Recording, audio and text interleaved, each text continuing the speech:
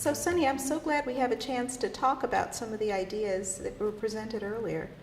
Yeah, a question came up for me in this first module where we were talking so much about doing your homework in a community and the different research methods that you can use to get to know your community a little bit better. Social entrepreneurs are busy, arts administrators are busy, and taking all this time to do the homework might be really difficult for people. So I'm wondering, what are the risks? What can happen if you bypass all of that homework and just operate off of your assumptions, what you think you know about the community? What can happen? I think you can make some really big mistakes. And that happens at a lot of different scales, from national to state to local. When you don't bother to go beyond whatever your understanding is at first blush, you end up with some programs and policies that can be really misguided. And an example that I think about a lot has to do with what I think of as pan-ethnic identities, particularly in a place like Southern California with so much diversity. It's an issue, but also in other cities and places around the country.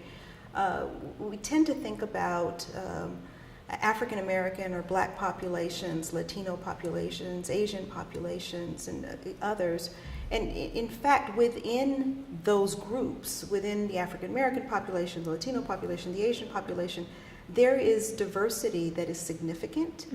So if you think about how different the reality, history, and possibly some dimensions of trajectory are from people who are lumped in the same category. So if you think about African Americans, for example, who are US born, go back generations and generations, like part of my family has roots in Southern extraction, has slavery, Jim Crow segregation, and all of that as part of that history.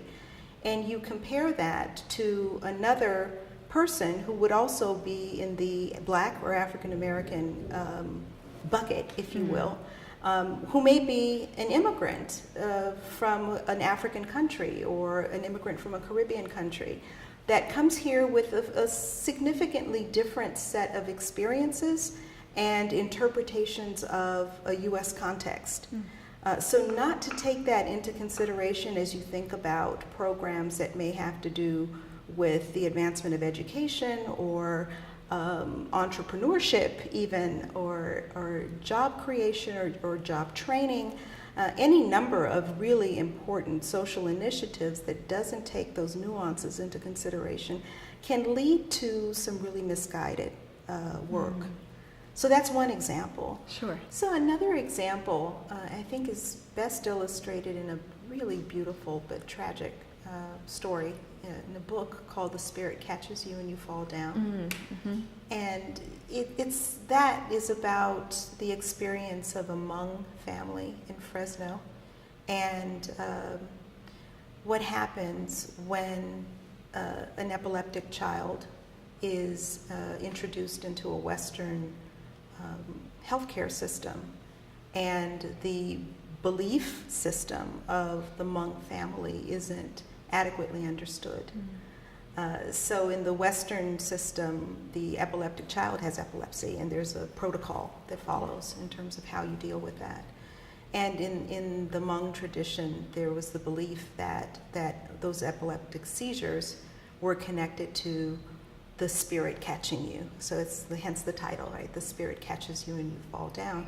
And it really is a very thoughtful analysis of what happens when a public system doesn't have enough understanding of the value system and belief system of a community that it seeks to serve, and vice versa, right? There's some of the flip side as well, but it's a fantastic book. It's a study that's done really effectively and told in a very compelling way. So highly recommended. And I guess the third example, or the third thought that comes to me from your question is, what can go wrong when you only frame a community and its issues from a deficit perspective? Yes. So this ties back to some thoughts that I shared earlier, but also ties into what we'll be talking about next week, which has to do with assets in communities.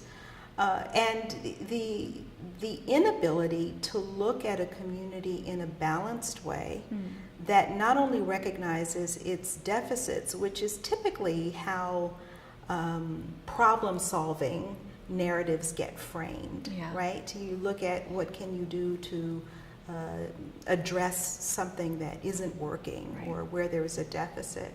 But I mean, it's important to still consider that, but to be able to understand what is working in a community and where there are assets really leads you to frame an issue in a very different way.